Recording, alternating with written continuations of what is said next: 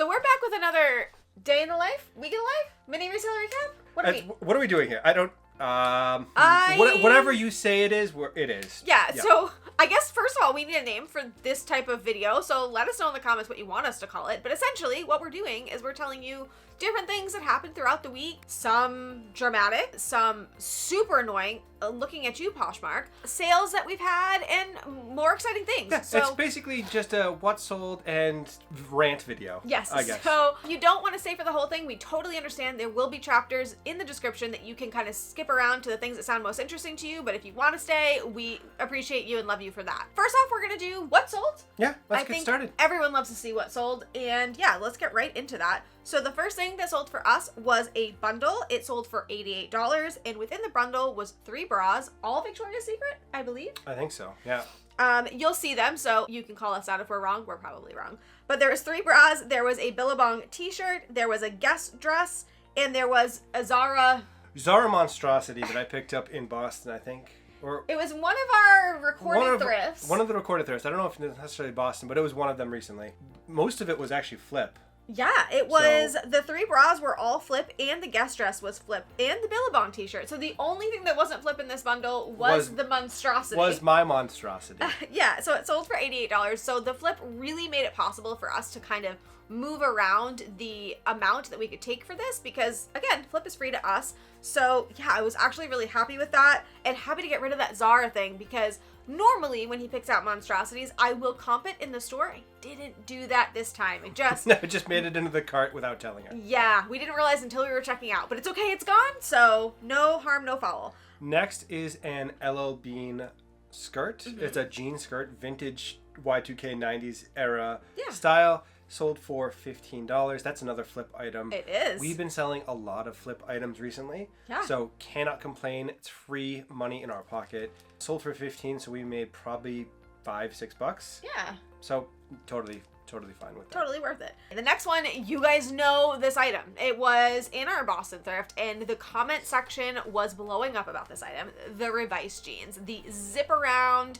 They are connected by the tag. That's it. If you unzip them all the way, they are chaps. They're not together. Yes, and you guys told us in the comments that this was apparently Motley Crue 80s era, like super popular style, which I didn't know, so thank you for letting me know that. They were still strange to me. I'm a 90s baby, so I didn't know, and it's still strange. But Revice does really great for us, and these sold for $39 on Poshmark. I think $39 was a little bit low for Revice, but we took the quick money. Yeah, I needed the teeth in nether region type jean to be out of my eyesight. Oh god, no, it's so super uncomfortable and just cringeworthy every time. No. Next was an item we picked up at a flea market, I believe. Yes. Old copperish color-free people new with tags. So sold for $27. Happy with that. I think we paid $4 or $5, if I remember correctly, from the flea market. Very cold at that flea market that day, if I remember correctly. Yes. And this was an item that we mentioned in our video. We've been trying a strategy where we're double listing things, and this was one of those items that we double listed, and it sold after double listing it. So we will say again, I don't have enough data to say it's 100% perfectly worth it, but it's been doing great for us. We're at about 26 to 30% sold on the ones we've double listed.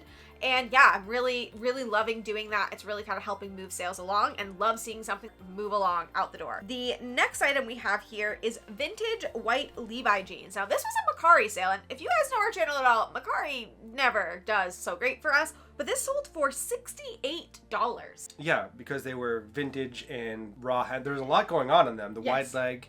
They were like carpenter leg jeans. I don't love selling white jeans. If you know, you know, but photographing white jeans are terrible, and I'm just not great at it. And this was no exception. The photos were terrible, awful. Maybe we can pop those on the screen real quick for you guys, but you'll be seeing us package them. They look great, but the photos were awful. So thank you, lovely person who purchased my item, even though the photos were atrocious. Next was a pair of Fabletics leggings, sold for $15. They were kind of a blue-black camo stripe pattern. Zebra. Was it zebra? Zebra. I put zebra, so I hope it was zebra. I thought it was just more modern-day camo. Oh, what? But regardless, sold for $15. Happy to see them out of the house. Oh, they've been in my closet for over a year. I heard on the rumor on the street was that Fabletics was a good brand. I have had nothing but problems. Anything I picked up has done terribly. I don't have the magic touch with Fabletics. I do know my friend Passport and Pizza Pies does really good with Fabletics, and she's the activewear queen. So if you want that kind of advice, check her out. But for me, I do terribly. Clearly, $15 is nothing to write home about. The next one here was a Lucky Brand top that we picked up at the same flea market as the Free People top. Crazy how that worked out because we only went to that flea market One time. This sold for $15, so I was pretty happy with that. And yeah, just kind of crazy how both of the items, we only picked up like 10 items maybe total at that flea market. Maybe. Yeah, including a pair of fake sneakers. Yeah, So next up is going to be a Millie dress. It's a poppy floral pattern, bright red and orange. Sold for $24. Now that's, I think, a little bit low for Millie. I mean, I do terrible with Millie. I really should stop picking it up. It always sits for me and it always sells for a low amount. But I love this pattern. It was so pretty. I think I might have done a reel or something like that where I talked about picking this up. I said in there, I don't do well with Millie. It's a really high retail brand, but for reselling, it doesn't do so great for me. I mean, it was a very pretty dress, so I'm not upset you picked it up. It did sit for a little bit, but it sold eventually, so can't complain about that. Yeah, and finally, we sold 3x1 jeans. They sold for $50. This brand is pretty new to me, so I can't really say whether or not it does well or doesn't do well. I've only picked it up twice, and they both have sold, but this one took a lot longer than the first one that I picked up, so I'm not really sure on this brand. I'm still kind of learning it, but I've seen on other YouTube channels this is a Bolo brand, so let me know your experience with it down below. I'd love to know how you guys do with 3x1 jeans, and if certain styles do better than others. Is men's versus women's better? I don't know. I would love to hear from you guys. Okay, so let's get into the topics of the week, yeah? Yeah, the drama and the goings-on of the reselling community. Yeah, so first, there is an article that was published in TechCrunch where they stated that Poshmark has been laying off employees. So that's a bad look. Yeah. So this is all over the community. People are posting it, and I think a lot of people are nervous as to what that means. The quote from Poshmark reads, "We made the difficult decision to reduce the size of some of our teams to better align with our priorities for the future, the current economic climate, and our return to being a private company." So how do you feel about this? So it's not good when people lose their jobs, obviously. I think that is, you have to have sympathy for the people that are now back out looking for a new job. 2% is not necessarily an alarming number. Yes, it does state that it was less than 2% further down in the article. So I have mixed feelings. I think it's just a very much a wait and see what happens. I think it's very possible that there is some overlap with their new parent company, Naver, and there were some redundancies that they were able to cut down to reduce the cost. That may very well be all that it is, but it's going to be an interesting wait and see game until we know for sure what is going on. Yeah, and I definitely will say that while I don't want it to be Armageddon now, I don't want us to all panic and say, okay, we need to get off Poshmark because they're going down. I don't think we're there yet. But I will say this is probably a moment to start thinking about whether or not you have all of your eggs in the Poshmark basket, because while this might not be a big deal, we don't know. And it's always good to plan ahead. It's always good to make sure that you have a safety net, because these companies, these businesses are going to look out for themselves. So you need to look out for yourself. So I don't know what this means for the future of Poshmark. I don't like how it feels, but I think right now we're just going to keep on chugging along, but make sure you have those safety nets and take this time to kind of figure out what your safety net's going to be if you don't. I think that's fair. I think it's going to be very much a wait and see. Obviously, they've made a lot of changes recently. Most of them I've not been happy with. So that could also be influencing it, but I think that's a little bit of a speculative guess, and there's not enough evidence to indicate that the bad changes that they've made have resulted in them needing to downsize. I think that's just a rumor. Yeah, I think so too. So with the instability that he just mentioned and the uncertainty of what it looks like for reselling, for the platform, all of that. A lot of us are looking at reselling as a whole, looking at the economy, looking at our own businesses and the changes that we need to make ourselves stable in the world. And we had a really, really great conversation about this, a really in-depth one that's way more in-depth than we can give you here on this video on the Thrifters Villa podcast. Yes, we spoke for over an hour with them, and they're both very lovely and just a joy to talk to, and it was a very meaningful, heartfelt conversation. Yes, and we announced something that's really big in our lives and in our business that I think you guys will be interested to hear, and I think that it's a conversation that we all should be having and really be thinking about. So if you want to see that, if you want to hear this conversation, it is super genuine, super authentic. This will be released on Monday, so you guys are seeing this on Sunday. It will be released tomorrow.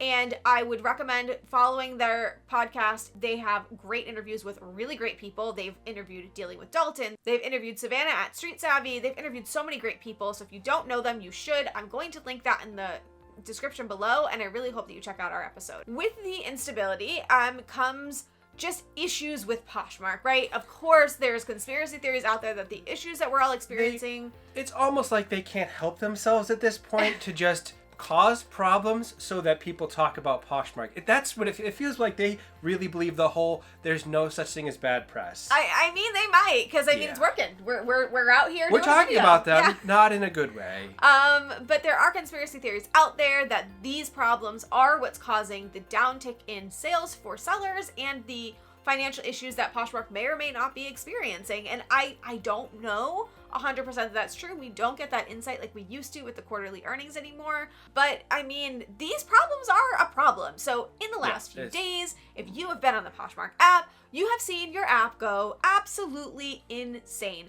crazy, over the top. It's just been a nightmare. And if you don't know what I'm talking about already, I am talking about the Poshmark Live notifications. The notifications are taking your phone and draining the battery because it's notifying itself to death.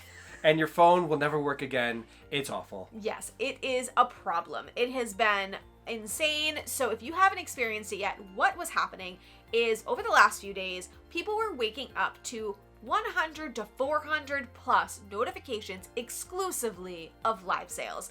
So this isn't like we got, 5 or 6 notifications and it's annoying. Hundreds of notifications just dumped. Constantly. And your phone is moving itself off your bedside table onto the floor to try to jump off the table. Yeah, it's been absolutely insane. Sellers, of course, are concerned that they're missing offers, they're missing sales, they're missing likes, all of that type of stuff. And from a buyer perspective, if I had downloaded an app and all I wanted to do was casually shop from time to time, I would be furious that my phone is blowing up with notifications from these live sales that I didn't ask to be notified about. So it's been crazy. People have been reaching out to Poshmark, and there is a form email out there. If we can find it, we will throw it on the screen for you guys for you to see it. But essentially what Poshmark is saying is there's nothing they can do. There's no way to fix the live sale notifications. And I believe that they've also recommended to sellers to just start unfollowing people, which is not a great answer. It's more it shouldn't be our problem to fix it. It's you should have had a better adoption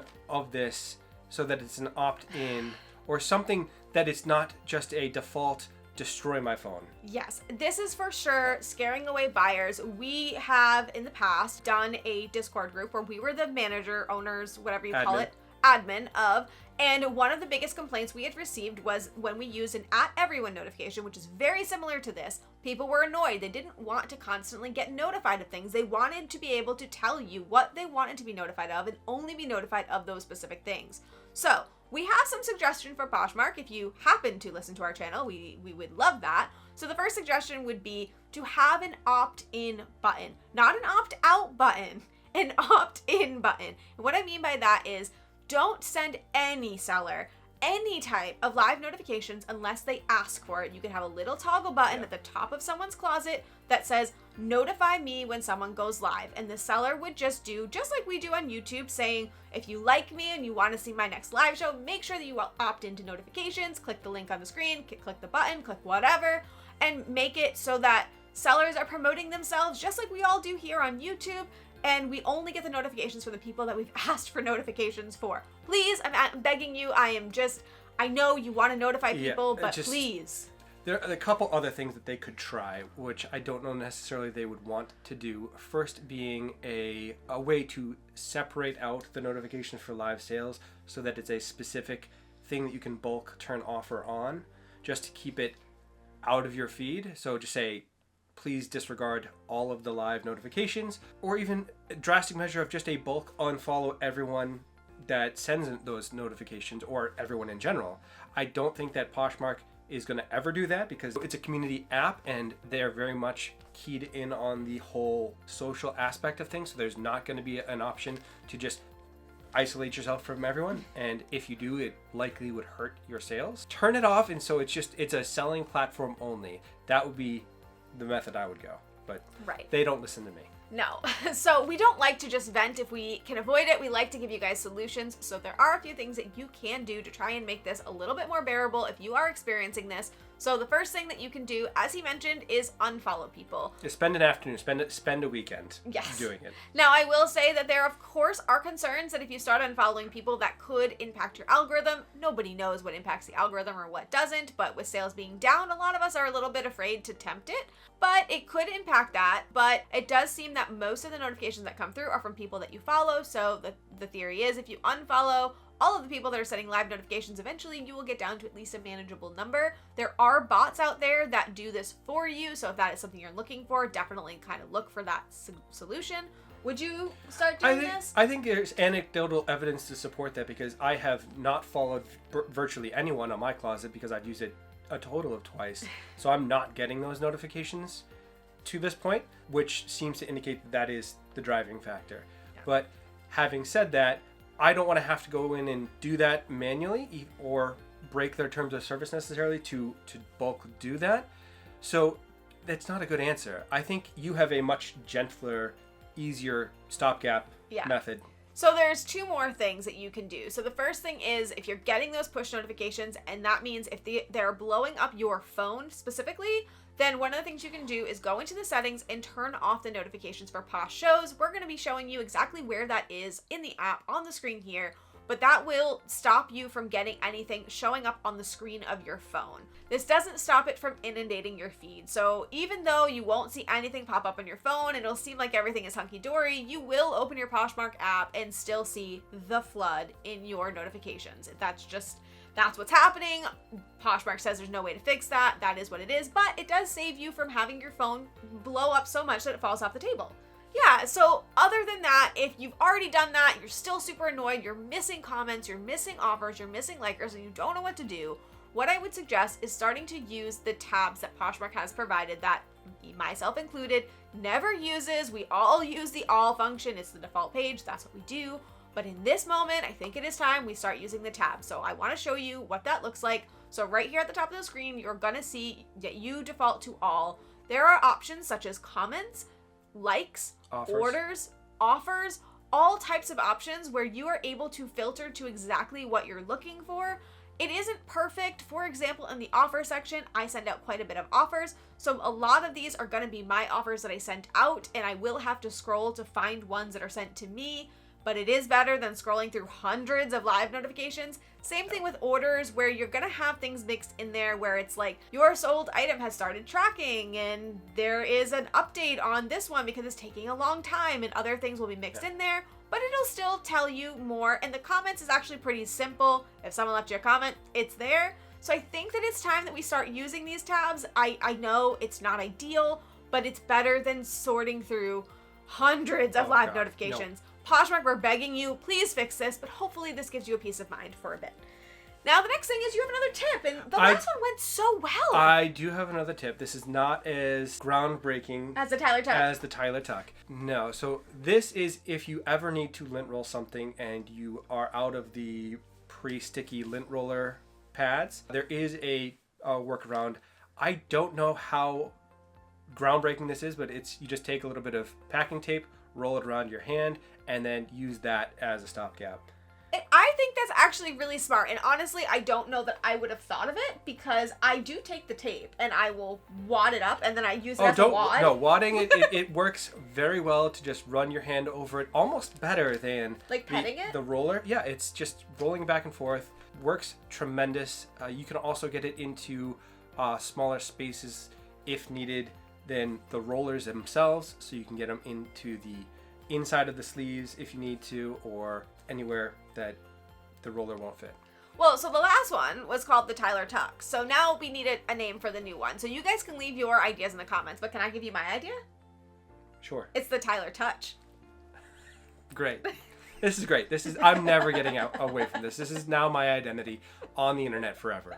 Yeah. So let us know. What would you like us to call this? Do you like this tip? Is this helpful? And if you're using the Tyler Tuck, I also want to know. Let me know if it's helped you, because I saw a lot of great comments that you guys were really excited for it. So let us know. And then finally, we have to talk about what is going on in the community. So if you guys are on YouTube, because you are right now, you've probably seen the videos that we've all seen. And I first want to say that we don't know anybody personally, so we don't have any insider knowledge that you guys don't have. We, of course, have some relationships with some of the people via YouTube, but beyond that, we don't know them personally. So we don't have any more information than you do. So I don't want to make judgments on people's character. I don't want to make judgments on, what drove this, any of that. Yeah. I can only go off of what is in the videos. And I have to say, we do not in any way condone cyberbullying. What was said, what was put out there was vile, was reprehensible, indefensible. There is no place for that, publicly or privately. Just, it's the age-old thing. If you don't have anything nice to say, don't say it. It's not complicated. It was really shocking for me, and I know that for a lot of people watching these videos, it started to feel like, well, then I don't want friends in the reselling community if this is what I have to deal with. We have to be honest in this community that this type of thing seems to pop up at least once a year, right? It's an unfortunate pattern that I have noticed with respect to the community. It's something that happens over and over and over again, unfortunately, to varying degrees, and I for the life of me don't necessarily understand it, but I would want everyone to just try to be better. Yeah, so that is really what I want everyone to take of this, is we need, as a community, to do better. We need to speak up when we hear things like this. I don't think it serves anyone to stay quiet. We really need to speak up. We need to be able to build friendships with people that we trust and be able to believe in that trust. It is not okay that these things are happening, especially to people that thought they were friends with some of the people that this is happening to. So I just want to say that this is a moment to really take a look at the community, take a look at what's going on, and remember that we're adults and we can do better and we should do better. If you are new, or if you are feeling like you're experiencing Groundhog Day and looking at this saying, I don't want to be part of the reselling community, I don't want to do this, I will say there are really good people in this community. There really are.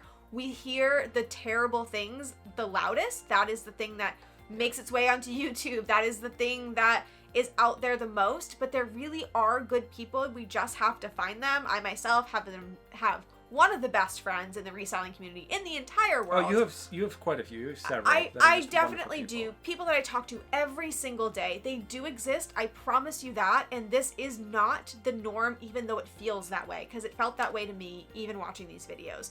So I don't want to go into details. I don't want to start linking videos. I don't want to do any of that. I don't want to be part of it. I just want to say we need to do better. We can do better. We should do better. We will do better. That's all I want to say on that. I think that it's really important that we all take a moment to think about this and realize our part in it all. And we have talked about things like this in the past. We have talked about in the past a really, really big reseller was participating in what we were calling toxic positivity, where they were doing something that they thought that they were encouraging other people, but it was received as shaming, I guess. It was very destructive, not constructive criticism. It was very pointed, and it made quite a lot of people feel bad about themselves, which is never a good thing. Right. And if you want to hear our thoughts on that and what exactly happened there, make sure you click the link on the screen.